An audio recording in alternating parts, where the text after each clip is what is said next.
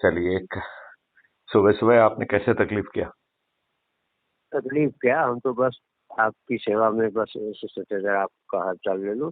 और ये बताने के लिए मैं फ़ोन किया कि हम ही जो है अभी जो काफिला में हाँ हाँ। हेलो। हमारी संस्था के जो है राष्ट्रीय महामंत्री हैं। अच्छा। ओके। वो काफिला में काम कर रहे हैं, व्यवस्था का काम वो देख रहे हैं। ओके, बहुत सुंदर। हाँ, तो उनसे मैं बात किया, आपके बारे में बताया सब। जी जी। हाँ, कि आप से बात करेंगे तो जब जैसा आपका प्रोग्राम बनेगा हाँ हाँ। तो उसके एक आध दिन पहले जो है आप उनसे बात कर लीजिएगा। और जो मैं आपको पेपर भेजा हूँ ना, लिस्ट, हाँ हाँ। उसमें देखेंगे तो लास्ट में उनका जो है नाम और मोबाइल नंबर वगैरह सब है। आप अलग से दे दीजिए तो हमको हाँ खोजना नहीं पड़ेगा। आप अलग से मुझे एसएमएस कर दीजिए और मैं उनसे बात भी कर लूंगा। तो वो ठीक है, ठीक वो अच्छा रहेगा। और है। मैं वो भी एक्सप्लोर करने की कोशिश करूंगा कि यदि वहाँ पर कोई वो सिस्टम तो ऑलरेडी चल ही रहा है।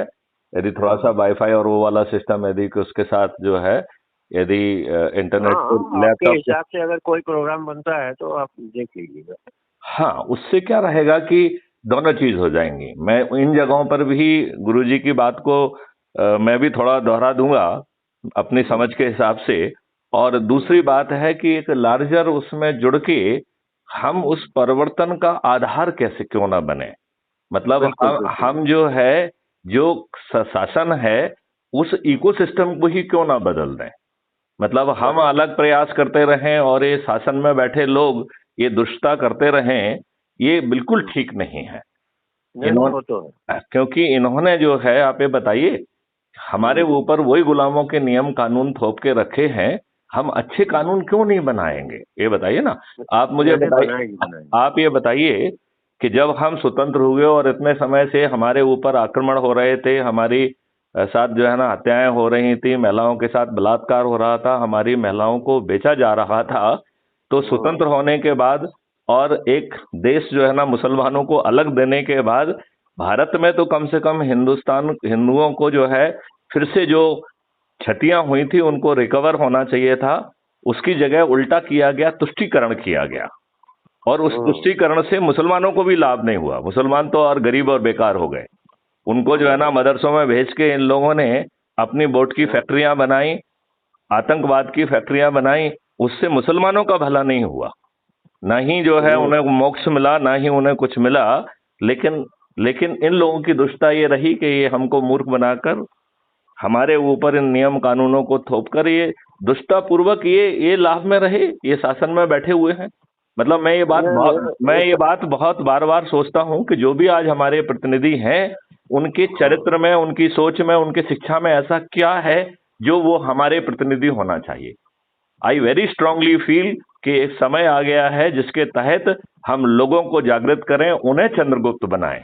और इन बस चंद्रगुप्तों से जो है हम इन दिग्गज राजनेताओं को न केवल पराजित करेंगे बल्कि इनकी जमानतें जब्त होंगी। और फिर नहीं नहीं, हो जाएगा। हम एक नया इकोसिस्टम लेके आए ना, जिसमें नहीं, हो जाएगा हो जाएगा। आप ये बताइए, यदि आपकी गाय जो दूध नहीं देती है, वो उसकी 1 ग्राम गोबर में यदि 500 करोड़ जीवाणु हैं जिससे हमारी मिट्टी की सेहत 2 मिनट में हाँ, बदल जाएगी, तो इन गौ हत्याओं को क्यों होना चाहिए? बिल्कुल नहीं होगा। क्योंकि ये गौ हत्याओं का मतलब है आप नेचर के साथ विश्वासघात कर रहे हैं। और ऊपर से बिल्कुल। दुष्टता करते हुए उसमें chemical fertiliser, chemical pesticide, cosmetic और जितने सारे जो है ना जहरीले पदार्थ हैं, जो विदेशी कंपनियां, विदेशी देश आपके ऊपर थोप रहे हैं, हम निर्लजता से नेचर के ऊपर थोप रहे हैं। हमें लज्जा नहीं आ रही है। हमने नहीं जो नहीं, है वो ना, ठीक है। हमने इतने बड़े एरिया में फॉरेस्ट एरिया डिक्लेयर किया हुआ है और वहां पे जंगल गायब है। तो ये इसकी ऑनरशिप हम कम्युनिटी को क्यों ना दें? और वहां पर बिल्कुल। बड़ी संख्या में पेड़ लगाएं, खाई जो है ना खोद के जो है ना एक्वा कल्चर करें, एक्वा प्लांट्स आए जो जिससे कि हर हर भारतीय जो है वो खुशहाल होगा, हर भारतीय जो है निरोगी होगा। हम सभी जगहों पर जहां पे जलवायु के हिसाब से जो जड़ी बूटी पैदा होती है उसे पैदा करें। उस जड़ी बूटी हाँ, को जो है देश में और विदेश में जन मानव कल्याण के लिए करें। तो हम तो ये कह रहे हैं कि हमारी सोच की सीमा हमारे देश की बाउंड्री से भी नहीं बंधी होना चाहिए। बिल्कुल हमें सही मायने में जो वसुंधरा कुटुंबम है उसकी बात करना चाहिए। बिल्कुल बिल्कुल। क्योंकि मानव जाति कहीं पे भी होगी, यदि वो गलत स्थिति में होगी तो उसकी नेगेटिव वाइब्रेशन से दूसरे लोग भी कहीं ना कहीं प्रभावित होंगे। ये अब साइंस बड़े अच्छे ढंग से कह रही है। नहीं नहीं, बराबर है। तो हम जो है इस लक्ष्य को थोड़ा सा बड़ा कर दें। जो माननीय जो है हमारे जय गुरुदेव जी की भी सोच थी कि हमें हमें जो है सत्ता को परिवर्तित करना होगा, हमें इकोसिस्टम को बदलना होगा, हमें इन्हें पराजित करना होगा, तभी हम इस देश का कल्याण कर पाएंगे।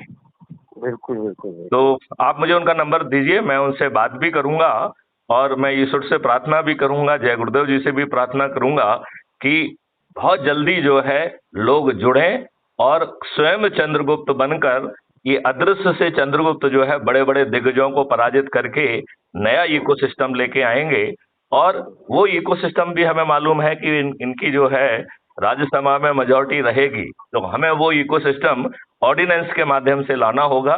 उसमें 8 रिफाइनमेंट करने के बाद 4 साल के बाद जब राज्यसभा में आपकी मेजॉरिटी होगी, उस समय आप उसे नियम कानून में कन्वर्ट कर पाएंगे। हमें इस सिस्टम को जमीन पर उतारना ही चाहिए। अब इन क्षुद्र चरित्र के अनपढ़ गवार बाहुबली और आधे से ज्यादा अपराधी जो है ये राजनेता, जो कि कत्ल की रात जैसे काम करते हैं, जो कि कत्ल की रात में जो है दारू बांटते हैं, साड़ू बांटते हैं और पैसे बांटते हैं, जिन्होंने पूरे सिस्टम को कुंठित कर दिया है। अब इनका समय खत्म हो गया है। अब एक नए भारत का प्रादुर्भाव होना ही चाहिए। जो जय गुरुदेव जी ने जिसकी जो है ना घोषणा की थी, अब उसे अवतरित होने का समय आ गया है। हो जाएगा हो जाएगा। हाँ, मुझे भी लगता है कि 2024 में ये परिवर्तन होके रहेगा। नहीं, बिल्कुल होगा। आप निमित्त मात्र बन जाइए, देखिए आपको 2-4 महीने में सब दिखाई पड़ जाएगा। मैं तो ऑलरेडी समर्पित हूँ। मैं खाली निमित्त बनना है, काम तो हुआ है, खाली निमित्त बन के खड़ा होना है। नहीं नहीं, ईश्वर ने, जय गुरुदेव जी ने ऑलरेडी निमित्त बना दिया है। अदरवाइज ये बताइए, एक आईपीएस ऑफिसर जो 7 साल तक डीजीपी के पद पे रहा है, वो अपने आप को जो है ना मस्त रखना चाहता है पेंशन में और यहाँ वहाँ घूम घाम के जो काम वो नौकरी के दौरान नहीं कर पाया है उसे करना चाहता है। उसे देश सुधार की चिंता नहीं रहती है। बिल्कुल उसे उसे देश के इकोसिस्टम बदलने की पीड़ा नहीं होती है। उसे इस बात की पीड़ा नहीं होती है कि हमारे ऊपर जो है ना गुलामों के नियम कानून थुपे हुए हैं, जिसके तहत जो है वो स्वयं जो है लॉर्ड की स्थिति में था, वो लॉर्डशिप को एंजॉय करना चाहता है, रेलिश करना चाहता है, उसे बदलना नहीं चाहता है। निश्चित रूप से हो जाएगा। चलिए चलिए चलिए शर्मा जी, आप जो है लगातार बात करते हैं और मेरी हौसला अफजाई करते हैं, मुझे अच्छा लगता है। देखिए क्या है, हम तो हर उस व्यक्ति को आगे सोचते हैं कि चले जिसके अंदर कुछ मतलब कि आत्मसम्मान, भारत भक्ति, मानव भक्ति, ये सब हो। देखो, हमें अपने इकोसिस्टम को बदलना ही पड़ेगा। हमें फिर से गुरुकुल पे जाना ही होगा। हमें वेदों को ज्ञान को बाहर निकालना ही होगा और उस वेदों को ज्ञान को मॉडर्न टेक्नोलॉजी से इंटीग्रेट करके नए रूप में परोसना होगा। ये हमारी मूर्खता होगी यदि हम उस वैदिक ज्ञान को उसी फॉर्मेट में रखेंगे। तो हमें आज के परिदृश्य में उसको नए फॉर्मेट में इंटीग्रेट करते हुए और न केवल देश भारत को बल्कि विश्व को उसे परोस के हम परिवर्तन के आधार बन जाएंगे, हम बदलाव के आधार बन जाएंगे। सोच बदल जाएगी, संविधान बदल जाएगा, इकोसिस्टम बदल जाएगा। और मेरे पास तो वो टेक्नोलॉजी मॉड्यूल्स हैं जिससे हम 90 दिन के अंदर आपके स्वभाव को बदल देंगे। जब आपका ही स्वभाव, आपका चरित्र, आपके संस्कार बदल जाएंगे, क्योंकि जो भी हमारे चरित्र में अपभ्रंश आया है वो बहुत चिंता का विषय नहीं है, क्योंकि कंसिस्टेंट प्रयास से हम उसे 90 दिन में बदल देते। तो 90 दिन एक बहुत बड़ी अवधि नहीं है, छोटी अवधि है, सिर्फ छोटी अवधि है। जैसे कि जो अभी हमारी जमीन ऊसर हो गई है, खराब हो गई है, उस ऊसर जमीन को हम गांव के गोबर, घनामृत और जीवामृत और केंचुआ और इन सब का यूज करके और जीवाणुओं का यूज करके हम 1 साल में यदि हम पुनः उसको 3.3 ऑर्गेनिक से 0.9 ऑर्गेनिक तक यदि पहुंचाने की क्षमता रखते हैं, तो हमें बहुत ज्यादा चिंता होने की जरूरत नहीं है, हमें काम करने की जरूरत है। जो हमें मुंह से कहने की बजाय उसे हमें जमीन पे कर दिखाना है, बस इतना ही करना है।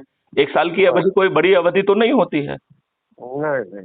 तो हमारे चारों तरफ जब जो है औषधियां पैदा होंगी, हमारी गायें जो है ना उस औषधि युक्त चीज को खा के जो उनका दूध है वो औषधिमय हो जाएगा, वैसे ही औषधिमय है, वैसे भी जो है वो अल्फा 2 वैरायटी का अमृत तुल्य मिल्क है, फिर उसमें औषधियों का भी वो होगा, तो औषधि भी हो जाएगा। इसी तरीके से शहदें भी औषधि हो जाएंगी।